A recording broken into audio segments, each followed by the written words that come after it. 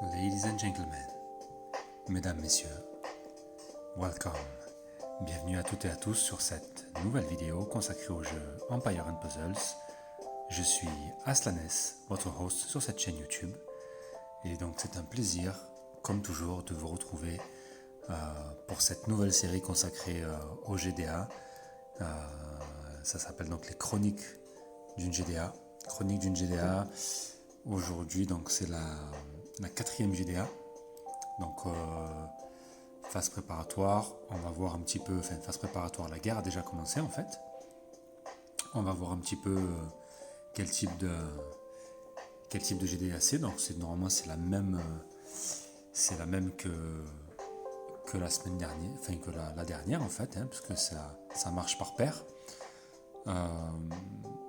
Donc c'est une contrainte égaliseur de guerre. Avant de voir un petit peu ce qui nous attend, on va voir le résultat de la semaine dernière, pas la semaine dernière, pardon, de ce week-end, la GDA de ce week-end. Et donc c'est une défaite. Alors contre l'équipe italienne, 5389 points pour nous, contre 5653 points pour eux. Le meilleur joueur c'est Samir Killer. Félicitations à Samir donc pour ses 319 points.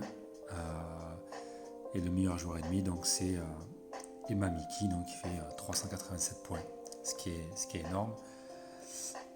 Mais donc félicitations à Samir pour sa première place dans l'Alliance. En termes de frappe, alors on a eu 5 frappes non faites à la fin de la guerre, à la fin de la GDA, donc c'est quand même beaucoup. Ça fait une différence, bien sûr, si en fonction des joueurs qui ne font pas leur frappe en tout cas, ça fait une différence. Encore une fois, n'oubliez pas le principe DA, c'est vraiment pour faire toutes vos frappes. Il vaut mieux, on vous le reprochera moins si vous faites une frappe et que vous faites 1 point, 2 points, 3 points, même 0 point, je pense qu'on ne vous le reprochera pas parce que vous avez malgré tout tenté plutôt que de ne pas les faire. D'accord ?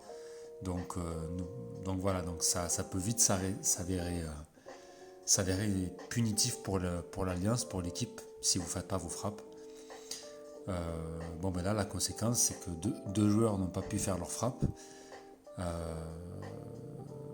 Alors, de manière entendue dans la plupart des alliances, au bout d'un certain nombre de fois où les mêmes joueurs ne font pas leur frappe, bien souvent ils sont écartés de l'alliance, ils sont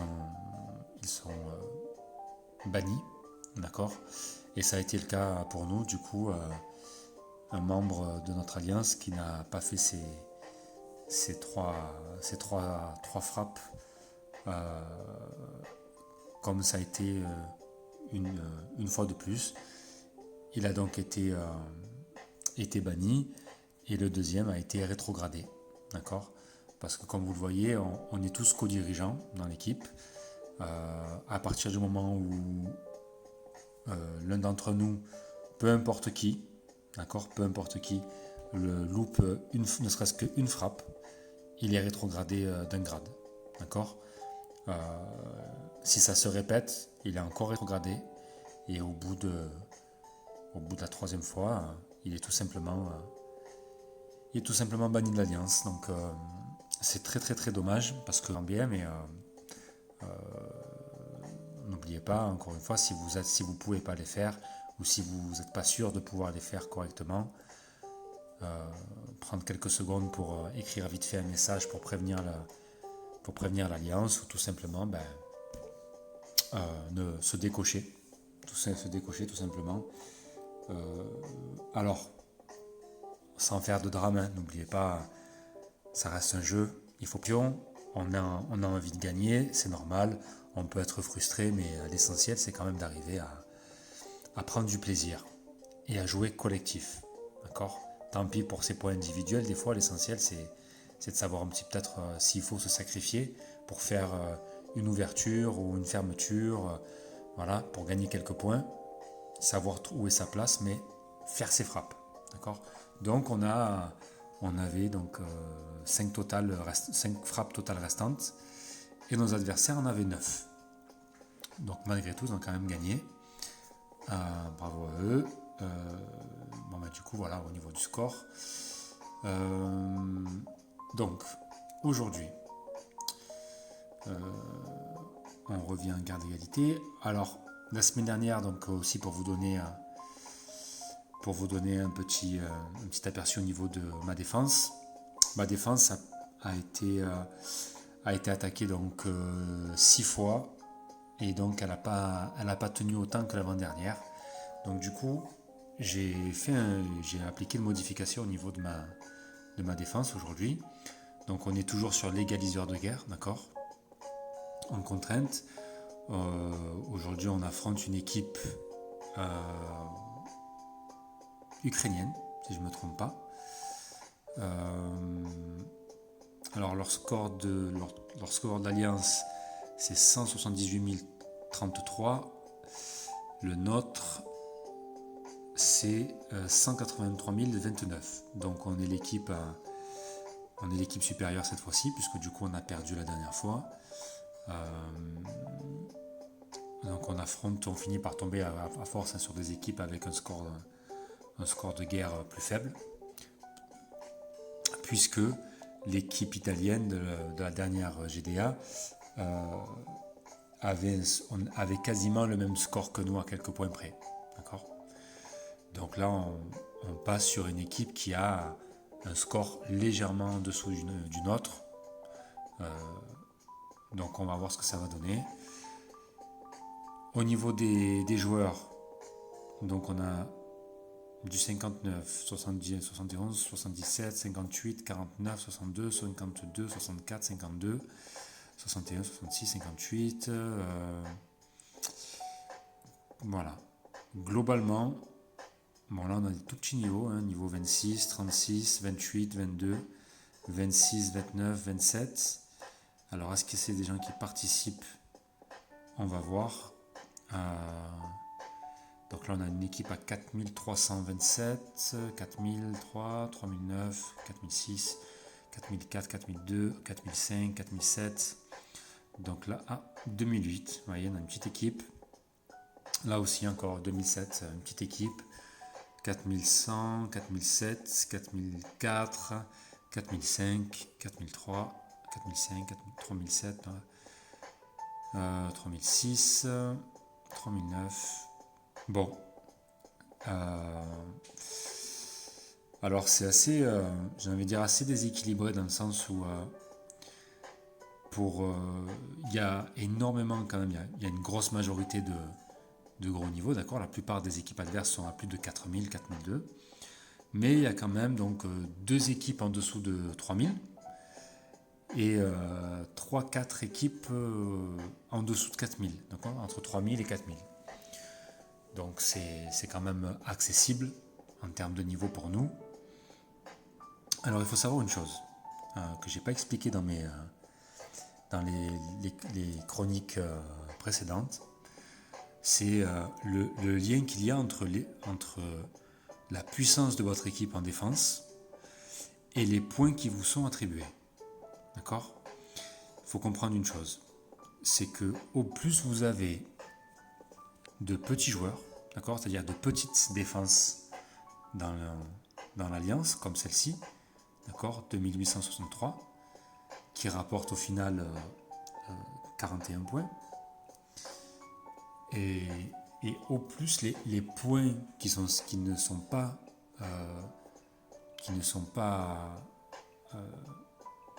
on va dire accordés à des équipes de faible puissance sont redistribués sur ceux qui ont des plus grosses équipes. D'accord ? Qu'est-ce que ça signifie ? Ça veut dire que potentiellement, si vous avez trop d'équipes de faible puissance d'équipe, d'accord ? Si vous avez trop de joueurs avec des puissances d'équipe en défense en dessous des 3000 comme celui-ci, la plupart des points vont être redistribués sur d'autres joueurs. Alors ça va être sur des gros joueurs, mais ça va aussi être sur des joueurs, comme on a vu tout à l'heure, à 3000, 3006. Donc là on ne peut pas savoir, parce qu'ils sont déjà partis. Mais globalement, vous voyez un joueur qui aligne une puissance d'équipe en défense de 3739 va en partie récupérer les points qui n'ont pas été accordés, qui n'ont pas été distribués du coup par le matchmaking au niveau de matchmaking, pas le matchmaking, mais au niveau du jeu en fait, de la GDA, n'aura pas été distribué à des équipes faibles. D'accord. Donc je ne sais pas si je me suis bien exprimé, mais comme vous le savez, il y a un même nombre de points à se partager pour les deux équipes. D'accord. Autrement dit, vous pouvez peut-être très bien faire. Bon, c'est très très rare d'arriver à faire. Je crois que ça arrive quasiment jamais en fait d'avoir deux équipes, deux alliances qui font égalité. Ça se joue souvent ça peut se jouer à quelques points, c'est très serré, mais ça peut se faire. Mais normalement, il est réparti le même nombre de points pour chacune des équipes.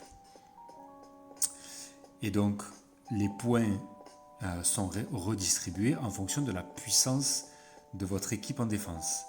Au plus vous avez une défense, une puissance d'équipe en défense élevée, et au plus vous allez recevoir de points. Et au plus vous avez une faible puissance d'équipe en défense, et au plus les points qui ne vous seront pas accordés, du coup parce que vous êtes trop vulnérable par rapport au reste de l'équipe, eh ben c'est vos collègues, donc c'est qui vont récupérer ces points-là. L'inconvénient, c'est quoi? C'est que quand vous avez une équipe à 4700, comme ici, bon, potentiellement, ça reste des équipes assez solides, et il faut de gros joueurs pour pouvoir faire des one-shots. Mais quand c'est sur des équipes à 4000, 4100, 3009, voilà, qui récupèrent plus de points que ce qu'ils auraient pu avoir en temps normal, ça veut dire que ce sont des équipes qui, une fois qu'elles auront perdu, si elles se font éliminer d'entrée, vont concéder beaucoup de points. D'accord?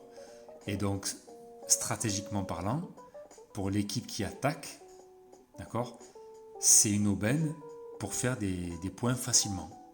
Ok? C'est pour ça qu'au plus vous avez une cohésion dans le niveau le niveau général de la puissance des équipes en défense dans l'alliance, et au plus ce sera difficile pour l'équipe qui vous attaque de pouvoir faire des points, on va dire des points cadeaux, d'avoir des points cadeaux. Au plus il y a de disparité dans le niveau de puissance d'équipe en défense dans votre alliance, et au plus potentiellement vous pouvez concéder facilement des points à votre équipe adverse. D'accord? Donc ça c'est quelque chose dont il faut se rappeler. C'est peut-être des fois le fait de ne pas le savoir, ça, souvent quand il y a des défaites, on ne comprend pas toujours pourquoi est-ce que sur certaines attaques, on a l'impression que les adversaires ont fait plus de points par rapport à nous quand on a attaqué une équipe avec une équipe qui a une équipe adverse qui a un niveau quand même assez élevé. Ben le ratio, en fait, il se fait à ce niveau-là. C'est qu'il faut voir la cohésion de la puissance de l'équipe en défense alignée par l'ensemble de votre alliance. S'il y a trop de disparités, potentiellement les points qui vont être distribués peuvent être pénalisants pour vous. Voilà. Donc je ne sais pas si j'ai été clair à ce niveau-là. Je ne sais pas si je vous ai peut-être embrouillé plus que ce que j'aurais voulu, mais c'est un point, si on pourra éventuellement y revenir là-dessus. Donc ceci dit, beaucoup de disparités. On va voir un petit peu donc ma défense. Alors déjà je me suis vu en one shot. Donc on voit ici, j'ai été attaqué une fois apparemment en one shot.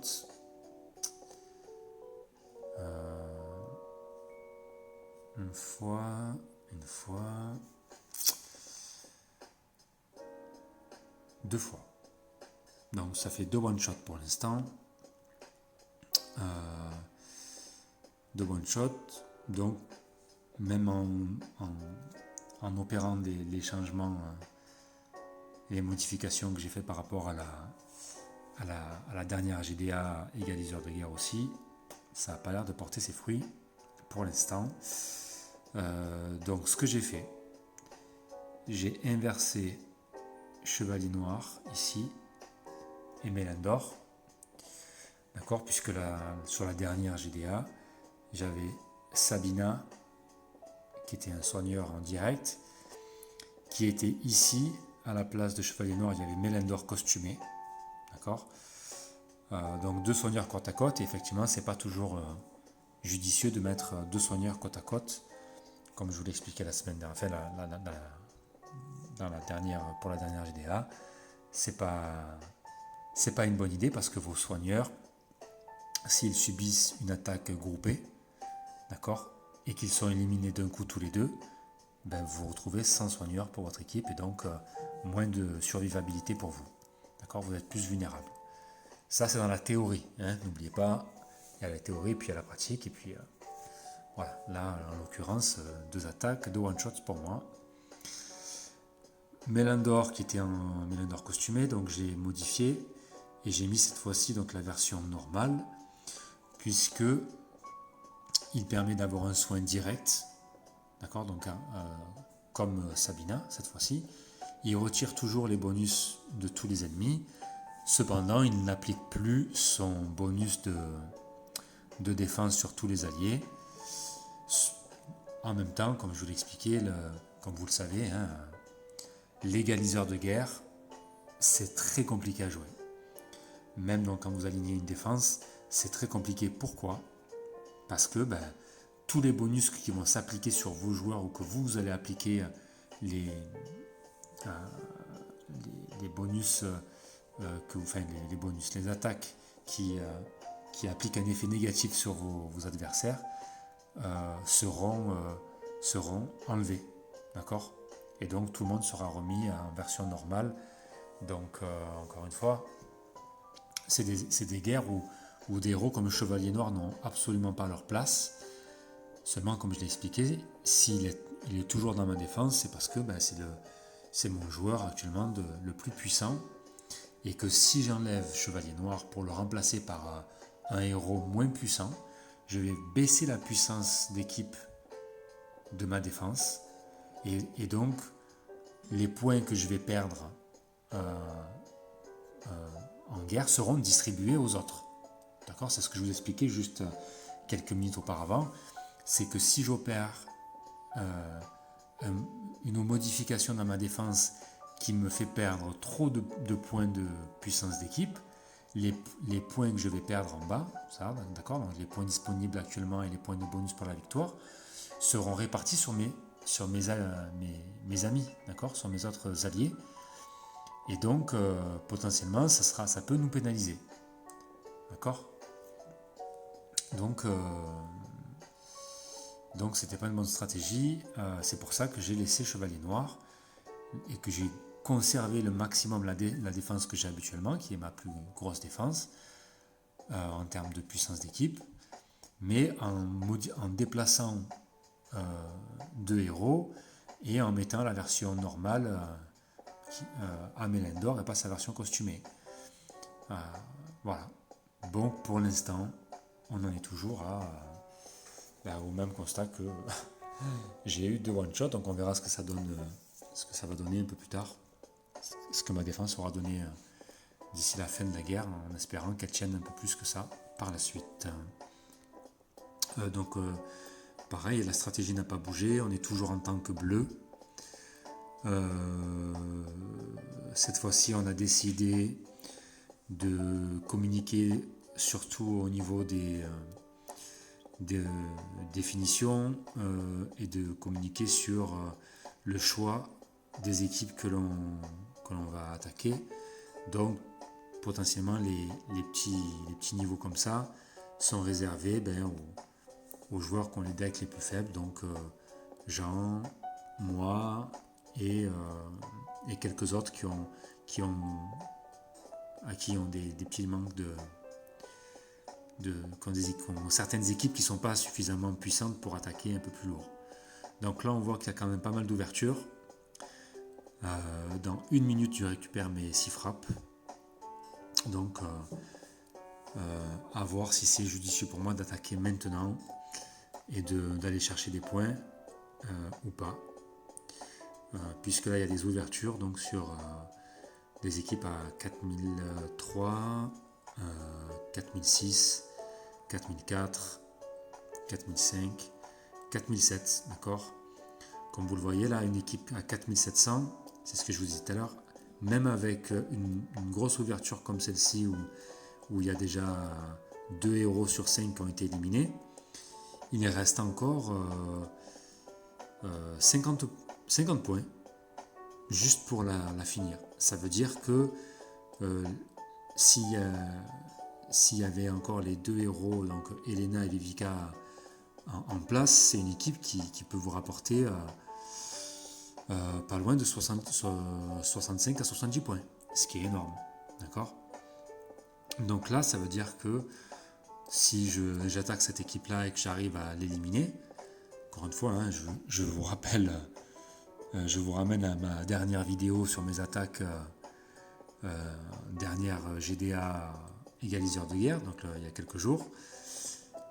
Ça a été très très très laborieux, d'accord, même avec des équipes où il y avait des ouvertures et où sur le papier ça semblait facile, mais la contrainte égaliseur de guerre, elle a été un vrai frein, d'accord. Je l'ai expliqué, moi c'est vraiment une contrainte que je déteste, je n'aime pas du tout ces GDA, je suis pas à l'aise avec ça.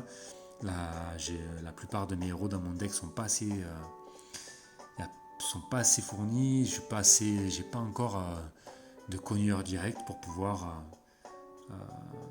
aller chercher des héros qui peuvent être moins impactés par l'égaliseur de guerre, par cette contrainte.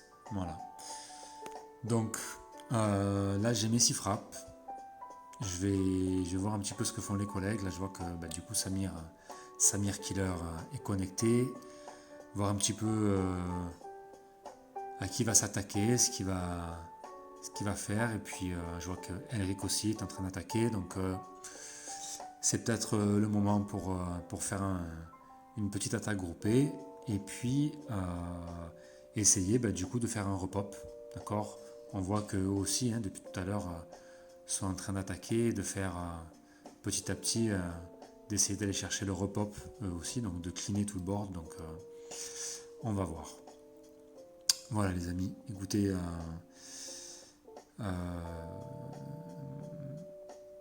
je vous retrouve, en tout cas je vous laisse sur ça. On va voir ce que donne ma défense.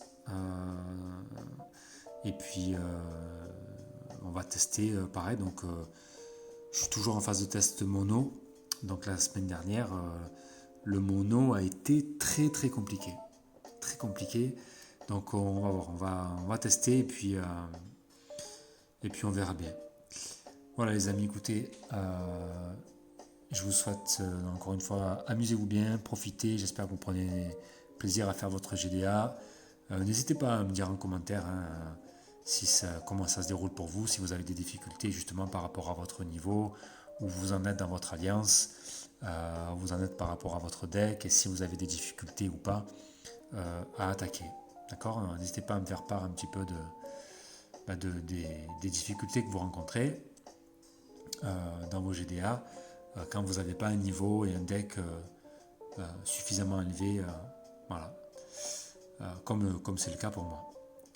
Donc voilà les amis, je vous laisse sur ça et je vous dis à plus tard, à demain pour la suite, d'accord, de cette GDA. Bye.